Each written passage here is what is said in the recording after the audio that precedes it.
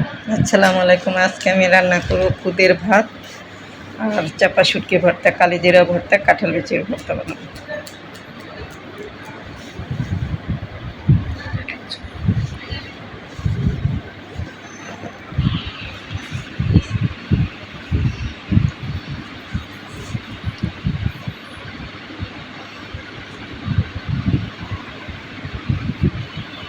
কাঁঠাল বিচির ভর্তা হয়ে গেল, চাপা শুটকি ভর্তাটা হইলে বাগার দিতেছি। চাপা শুটকি তেলের মধ্যে দিয়ে দিলাম, নাড়াচাড়া করে ভালো মতো মিশিয়ে নিব। ভাজা এবার কালিজিরা ভর্তা বাটাবাটি,